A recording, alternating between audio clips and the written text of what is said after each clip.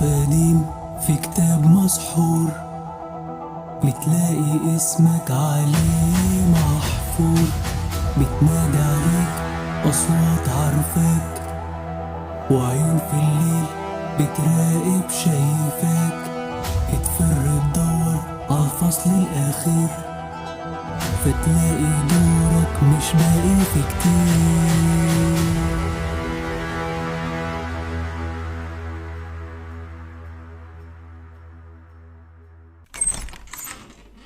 انت لوحدك؟ ايه السؤال ده؟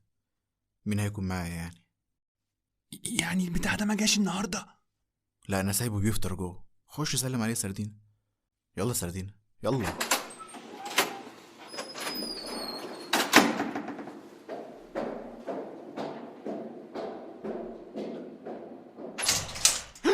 اخص عليكم يا ولاد، انتوا شفتوا عفريت؟ شفنا عفريت ده، انا سايبه بيفطر فوق. معلش يا طنط ما نقصدش. لا يا حبيبي ولا يهمك، بس ايه قولولي متشيكين كده ورايحين على فين؟ رايحين نشوف المصيبه اللي احنا فيها دي. الواد ده بيبرطم بيقول ايه هاتهولي هنا. لا ابدا يا طنط ما بيقولش حاجه، احنا بس متاخرين على الكليه فهنستاذن حضرتك. رايحين الكلية برضو؟ على العموم مش هأخركم، ربنا يوفقكم يا حبايبي.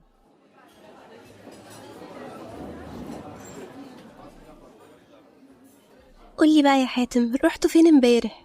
رحنا للدكتور امين. مين دكتور امين؟ دكتور امين ده رئيس قسم اللغات الشرقيه في كليه اداب، وكان اقرب حد لابويا الله يرحمه. رحت له على امل انه يقدر يساعدنا. طب هو قالك حاجه ضايقتك؟ لا بالعكس، انا واثق ان عم امين مش هيسيبنا في المشكله دي لوحدنا. امال قلقان من ايه بقى؟ مش قلق، بس في حاجه غريبه حصلت لما كنا هناك. اول ما جبت سيره الكتاب وقلت اسمه حسيت ان هو اتوتر واتلخبط في الكلام، مش قادر افهم ليه. صحيح يا حاتم، انا خدت بالي ساعتها ان وشه قلب الوان. هي فعلا حاجه غريبه، بس ده معناه ايه؟ والله انا مش عارف افكر في موضوع الدكتور ولا في كلام الشيء الغريب ده. يعني ايه امر وروح؟ امر بايه والمين، والروح دي تبقى روح مين؟ لا مصيبه لا يكون عايزني اقتل. تقتل؟ يا نهار اسود، انت تقتل يا حاتم؟ يا عم اتنقلب على اللي في بقك الاول، انا بقول يمكن عايزني اعمل كده ودي تبقى مصيبه. ايه يا حاتم، انت عايز تخوفني اكتر ما انا خايفه؟ وبعدين انت الراجل، يعني المفروض انت اللي تطمني. ايوه حاتم صح، زي ما هي بتقول، انت الراجل، يعني انت اللي المفروض تطمنا. اتفضل يا عم رد انت. انا اسف يا جماعه، بس انا بجد تعبان جدا ومحتاج اروح ارتاح. طيب اوكي، يلا نروح، انا كمان محتاجه ارتاح. انا لسه ما خلصتش اكل. يلا يا سردينه. طب اخد الدبوس اللي فاضل ده. يوه، طب انا هركب قدام المره دي بقى، ماليش دعوه. روح انت بقى سردينه، انا هوصل ياسمين واروح. ايه، هتسيبني لوحدي يا حاتم؟ طب خليك فاكرها بقى يا عم. ها ماشي هفتكرها.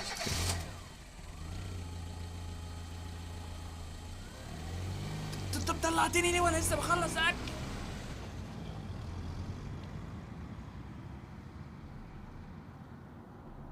ساكت ليه؟ مش عارف والله يا ياسمين، كل ما احاول ابطل تفكير في الموضوع ده الاقي نفسي من غير ما احس برجع افكر تاني. انا عارفه ان ما ينفعش اقولك ما تفكرش، بس على الاقل نحاول يا حاتم. بحاول والله، بس من يوم ما ظهر الشيء الغريب ده انا حياتي متلخبطه، ما بقتش بنام، ولو نمت بقيت بصحى دايما على كوابيس غريبه ومرعبه. كوابيس مرعبه مفهومه، بس غريبه ازاي؟ مش فاهمه، احكيلي. طيب بتشوف ايه؟ يعني طبيعي انك لما تفكري في حاجه كتير وانت صاحيه بتشوفيها وانت نايمه، لكن اللي انا بشوفه حاجات مش قادره استوعبها وبعيده جدا عن اللي بيحصل لنا ده. اخر حاجه شفتها ان لقيت نفسي في مكان مليان شموع ورسومات غريبه ومختلفه، مش قادر احدد شكلها بالظبط.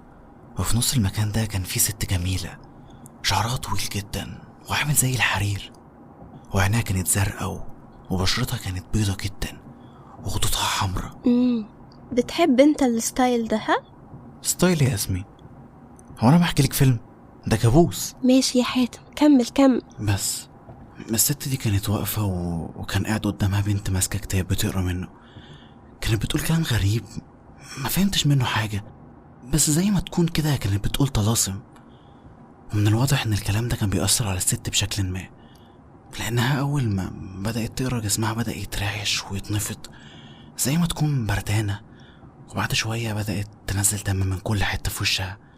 وبرغم إنها كانت متماسكة بس كان واضح عليها إنها بتتألم بشكل مرعب، لحد ما في لحظة غمضت عينيها وصرخت صرخة أنا صحيت عليها. كنت حاسس إن الصرخة دي حقيقية وإن حد صرخ جنبي وأنا نايم، بس لما صحيت لقيت كل حاجة طبيعية وما كانش في حد موجود جنبي. هو فعلا كابوس غريب زي ما بتقول، بس أنا لفت نظري الكتاب والكلام الغريب اللي زي ما بتقول إن هو يشبه الطلاسم.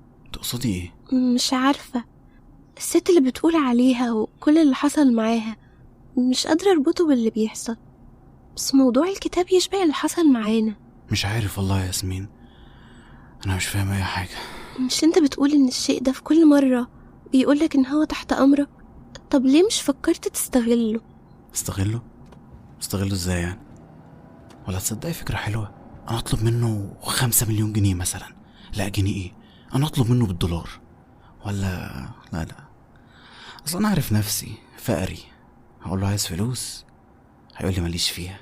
بص، انا مش موافقة انك تقول على نفسك كده، بس هو اكيد مش هيقدر يجيب لك فلوس. مش معنى يعني معهوش فكة. ايه ده؟ هو انت ليه فجأة بقيتي سردينة في نفسك؟ طب بس ما تقولش اسم الشيء ده قدامي، انت ما شفتش كان بياكل ازاي؟ والله حرام عليكي، ده واد طيب وجدع والله.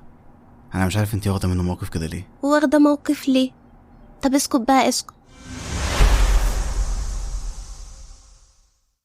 قدرة الإنسان وسحر الجان. ازاي الكتاب ده وصل لحاتم؟ ازاي؟ احنا مش كنا خلصنا والموضوع ده مات واتدفن؟ ليه يا حاتم يا ابني؟ ليه ترجع تحيي تاني؟ اكيد في حل، اكيد.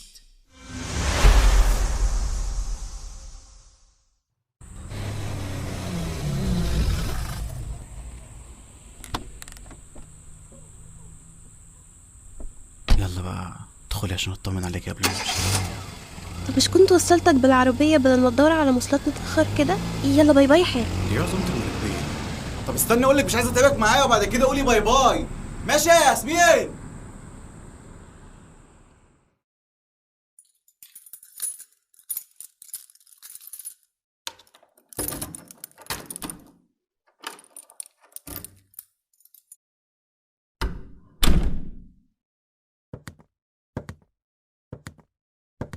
ايه يا ياسمين، انتي بتستهبلي؟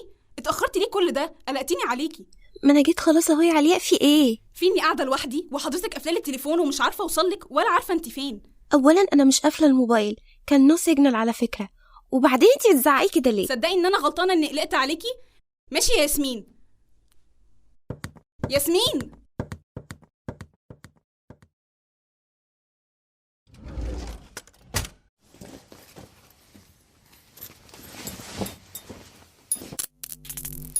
ياسمين، ياسمين. طب انا اسفه، انا عارفه اني دبش وزودتها شويه، ما تزعليش مني. اسمعي بقى، يلا نتعشى سوا. ياسمين، ياسمين.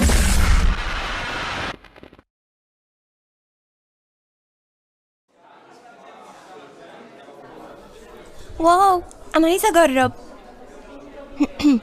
حلقه النهارده كان فيها عمرو ياسر، محمد اسامه، مهتاب موسى، هند البهجي، سلمى عليان. كنت حلوه مش كده؟